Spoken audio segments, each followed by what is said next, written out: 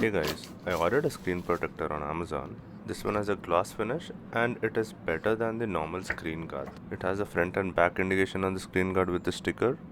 They provide few accessories which will help us install the screen guard. This is a card which can be used to squeeze out water, microfiber cloth, dust removal and guide stickers, and an alcohol pad. Try to use a light source like a torch or a camera light which will help you see the dust very clearly. At this stage, we have the Ola screen guard on it. I make sure I washed my hands after cleaning the heavy dust on the scooter screen. Time to remove Ola stock screen guard.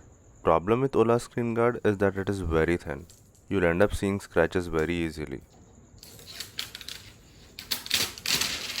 It is just like a polythene sheet. Now I gently wiped out any small dust particles on the screen.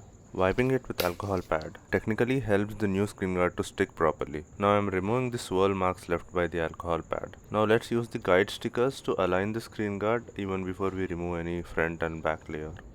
Use this big sticker to remove any kind of heavy dust particles that you can see on the screen.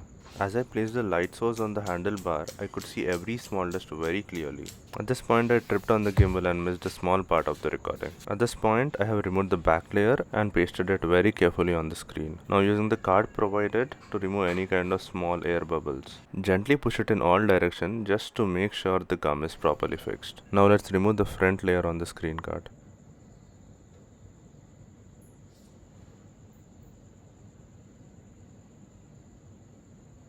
The color difference on the screen guard is just because of the light source I have placed on the mirror. I'll turn that light off now. You can see the difference. The clarity is very good. I would definitely recommend this on every Ola scooter. You'll find the Amazon buy link in the description. That's it for this one guys. Stay tuned.